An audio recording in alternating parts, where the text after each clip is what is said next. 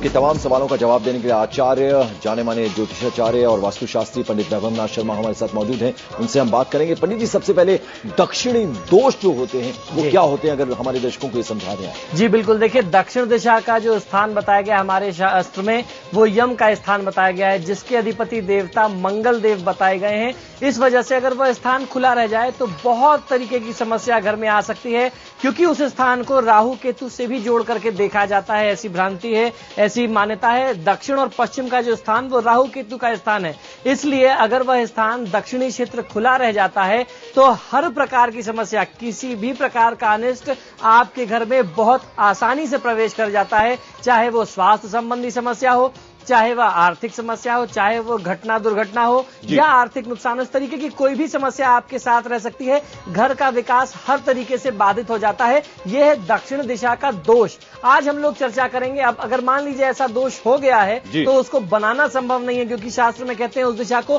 भारी होना चाहिए, वहां मजबूत दीवारें होनी चाहिए। यदि नहीं है तो क्या करें, ऐसा आज मैं बताऊंगा। बिल्कुल पंडित जी, तो अब बारी आती है उपाय आप बताएं, यानी क्या करना चाहिए अगर हम बारी बारी से आपसे जी बिल्कुल, देखिए आज मैं 5 ऐसे सूत्र बताने वाला हूं जो मुझे नहीं लगता कि कोई भी व्यक्ति नहीं कर पाएगा। इतना सरल सूत्र है और ये इतने प्रामाणिक सूत्र है। करना ये, जैसे मैंने बताया कि दक्षिण दिशा की जो अधिपति देवता है वो है मंगल देव, जिनके स्वामी हनुमान जी हैं, और हनुमान जी ही नियंत्रित करते हैं राहु केतु को। राहु केतु हनुमान जी के आगे एकदम प्रतिबद्ध है। उनको ये वरदान है हनुमान जी को कि राहु केतु और शनि जनित जो भी समस्याएं होंगी वो आपकी आराधना से ठीक होगी। तो यदि घर में दक्षिण दिशा का दोष हो, किसी भी प्रकार का दोष हो, तो आप वहां पर हनुमान जी का एक लाल रंग का लालिमा युक्त चित्र लगा दीजिए दक्षिणी दीवार पर। बिना किसी समस्या के, बिना किसी ज्यादा परेशानी के ये दोष दूर हो जाएगा।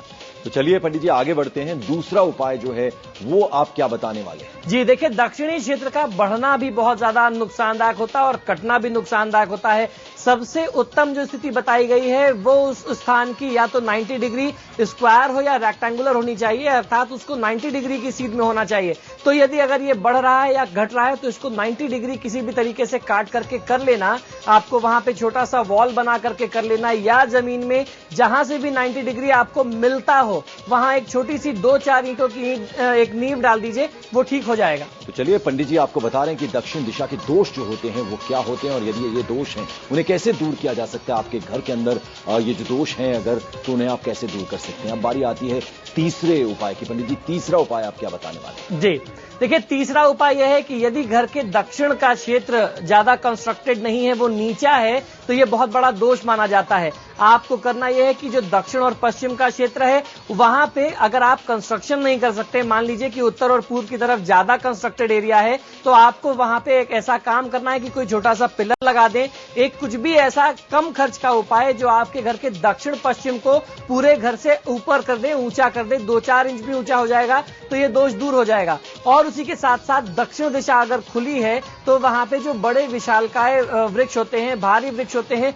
अगर उनका वृक्षारोपण कर दिया जाए, उनको स्थापित कर दिया जाए, तो आने वाले समय में परिवार के लिए एक बहुत मजबूत सहारा हो जाता है। दक्षिण दिशा का दोष दूर होने लगता है। बिल्कुल, और अगर आप विशालकाय वृक्ष लगाएंगे, बड़ा सा पेड़ लगाएंगे, तो आप एनवायरमेंट के तरफ भी, यानी पर्यावरण की भी आप एक तरह से वहां पर मदद करते हुए नजर आएंगे। हम आगे बढ़े, यानी 2 उपाय और जाने, उससे पहले सविता है हमारे साथ गाजियाबाद से। सविता, प्रश्न क्या है आपका पंडित जी से?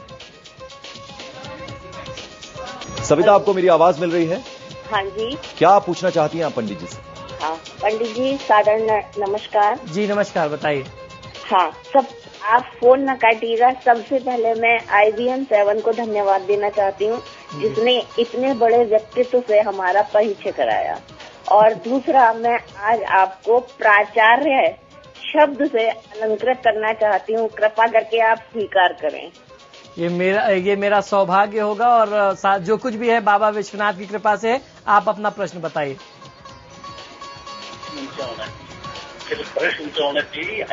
आप कुछ जानना चाहते हैं, बताइए।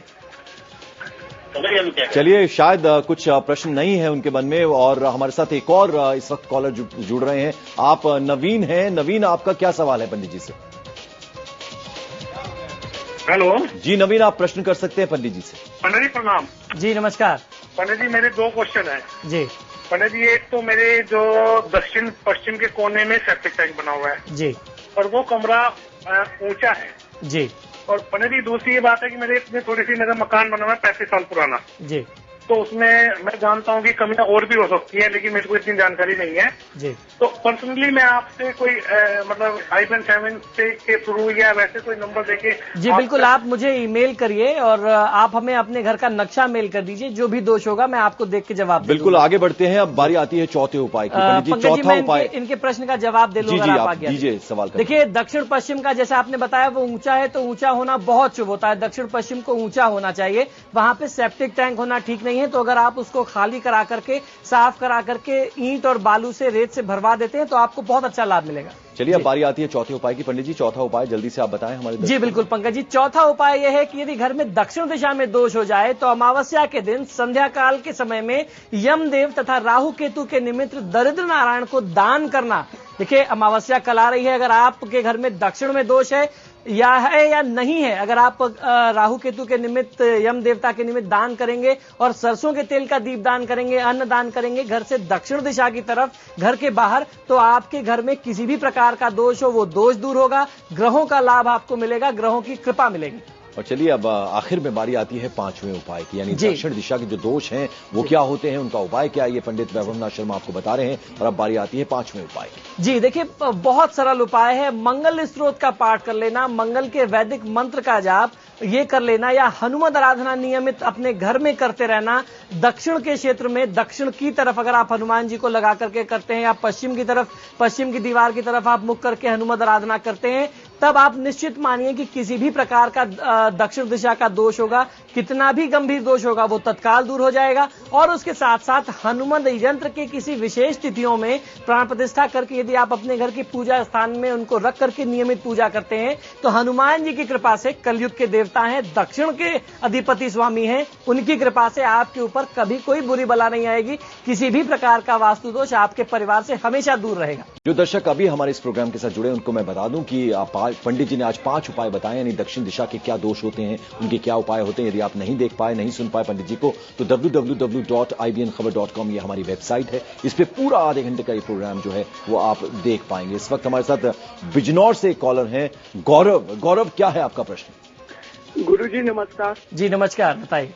जी रात को सोते हुए हमें डर बहुत लगता है। जी बिल्कुल, देखिए गौरव जी बिल्कुल, देखिए ऐसा होता है, अक्सर होता है और ऐसा तब होता है जब घर के दक्षिण पश्चिम में कोई दोष हो जाए। तो आज हम लोग दक्षिण की बात कर रहे हैं। मैंने पहले भी बताया है कि घर का दक्षिण पश्चिम कोना अगर प्रभावित होगा, किसी भी प्रकार का वास्तु दोष होगा तो घर के लोगों को ऊपरी बाधा हो सकती है, जैसे लोग अक्सर कहते हैं कि भूत प्रेत दिखता है, ऐसी समस्या होती है, सपने खराब आते हैं। और ऐसे में जब किसी जातक के कुंडली से राहु की दशा चल रही हो तो और ज्यादा प्रभावित होता है। तो ऐसे में आपको करना यह है कि एक नारियल लेकर के शनिवार के दिन आप अपने ऊपर से उतार करके उसको जल में प्रवाहित कर दीजिए। ये प्रयोग 7 शनिवार करिए, बहुत जल्दी वास्तु दोष के साथ साथ जो भी ग्रह दोष होगा जिससे आपको ये बुरे सपने आ रहे हैं वो दूर हो जाएंगे। भारती जैन है, दिल्ली से हमें फोन कर रहे हैं। भारती जी आप अपना सवाल करिए। भारती जी आप अपना सवाल कर सकती हैं यदि आपको मेरी आवाज मिल रही हो तो। नमस्ते पंडित जी। जी नमस्कार पंडित जी मैं आपसे ये जानना चाहती हूँ कि मेरा घर ऑल इन वन है जी, मेरे पास एक ही रूम है, वो ऑल इन वन है, उसमें मेरे सारी चीजें हैं, किचन भी है, बाथरूम भी है, सारी चीजें हैं जी। मेरे घर का जो है पानी का जो बहाव का जो स्रोत है वो पश्चिम दिशा की तरफ है जी, और मैं उसको चेंज भी नहीं कर सकती पंडित जी। और मेरी पश्चिम की दीवार पे 2 विंडो बनी हुई है जिसमें एक में मेरा कूलर लगा हुआ है और एक विंडो मेरी खुली रहती है जिससे मेरे घर में रोशनी आती है जी। पंडित जी मेरे को कुछ ऐसा होता है कि मतलब मेरे हस्बैंड के 16 साल हो गए ना, तो मतलब उनका कोई काम चलता। जी देखिए आपको कुछ नहीं करना है, मैं आपकी समस्या समझ गया भारती जी, बहुत सरल तरीका है। आपके लिए सबसे आसान होगा, आप अपने घर के ईशान कोण को वहां पे एक पीला बल्ब लगा दीजिए। जो आपके कमरे में, आपके एक ही कमरे में ईशान कोण में नॉर्थ ईस्ट कॉर्नर में एक येलो बल्ब जलाइए और साउथ वेस्ट कॉर्नर में आप एक वहां पे रेड बल्ब रात में जलाया करें तो आपको अच्छा लाभ मिलेगा। उसके साथ साथ साउथ ईस्ट कॉर्नर में जहां अग्नि का स्थान है वहां संध्याकालीन समय में एक सरसों के तेल का दीपक जलाइए। ये 3 काम आप नियमित करिए। 40 दिन के बाद आप स्वयं फोन करके बताएंगे, आप जितने साल से भी आप परेशान हो 40 दिन का ये प्रयोग कर लीजिए, फिर आप स्वयं परिवर्तन महसूस करिए। एक और कॉलर है हमारे साथ, कृष्णा है, गुजरात से हमें फोन करें। कृष्णा आपका प्रश्न क्या है? हाँ पंडित। जी सर नमस्कार। जी नमस्कार, बताइए। हाँ पंडित, हमारा जो मकान जी वो दक्षिणता की और अग्नि कुंड है ना जी एक दरवाजा और उसके पश्चिम में सेंटर में मेन गेट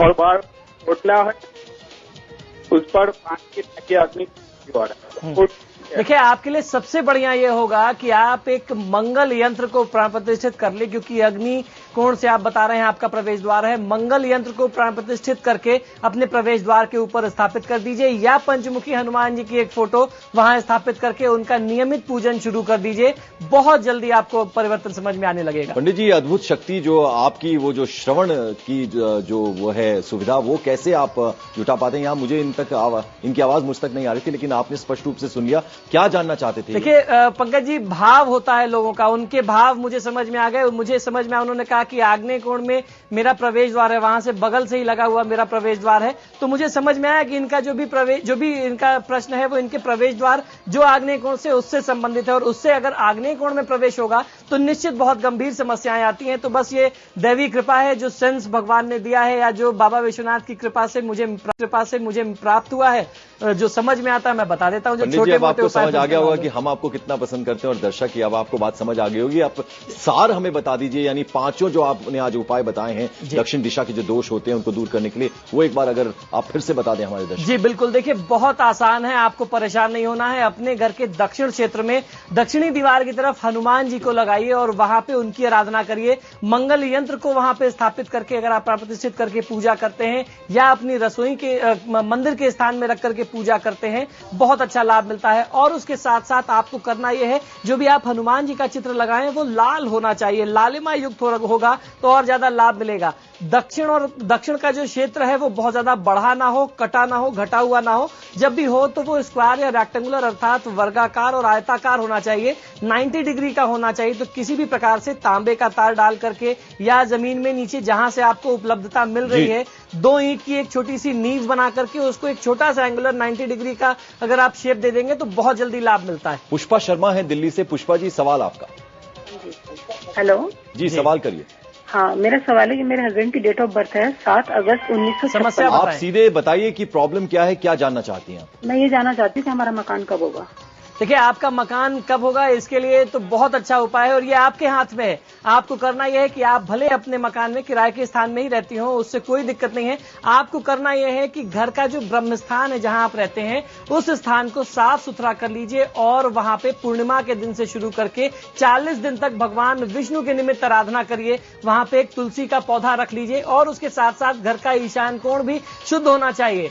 आग्नेय कोण में संध्याकालीन समय में एक तिल के तेल का दीपक, आपके कार्य के लिए तिल के तेल का दीपक बहुत ज्यादा चमत्कारी होगा। शाम को 6 बजे के बाद ये 3 काम आपको करना है, और मुझे ऐसा लगता है कि 3 महीने के अंदर अर्थात 90 दिन के अंदर आपको इस क्षेत्र में कोई ना कोई सफलता मिलने लगेगी, या उधर प्रयास और तेज हो जाएगा। पंडित जी, जल्दी से एक कॉलर और ले लेते हैं। गौरव है गुड़गांव से, हमें फोन करें। गौरव जी, जल्दी से प्रश्न पूछिए पंडित जी से। नमस्कार पंडित जी। जी नमस्कार। पंडित जी, मेरे को हमेशा फाइनेंशियली दिक्कत हो जाती है, क्या सीन है? देखिए, फाइनेंस की जो समस्या है वो सबसे पहले आती है, अगर हम लोग चर्चा करें, मंगल होता है कर्ज का कारक, और उसके साथ साथ भगवान विष्णु होते हैं पुरुषों के लिए धन का जो कारक होता है। तो भगवान विष्णु का जो स्थान बताया गया वो ईशान कोण अर्थात उत्तर और पूर्व का कोना बताया गया। दक्षिण पूर्व आग्नेय कोण, क्योंकि वो भी मंगल से संबंधित, अग्नि से संबंधित स्थान है, और दक्षिण दिशा, इन 3 दिशाओं में अगर दोष होगा तो ऐसी समस्या होगी। इनको ठीक रखिए, इनको बढ़िया रखिए। ईशान कोण में तुलसी का पौधा लगा करके पूजा करिए, भगवान शिव की आराधना नियमित करिए, विष्णु मंत्र का जाप करिए, बहुत जल्दी लाभ हो जाएगा। हमारी मजबूरी है, एक छोटा सा ब्रेक यहाँ लेना पड़ रहा है। जब लौटेंगे, फौरन वापस लौटते हैं तो बात करेंगे कुछ और दर्शकों से।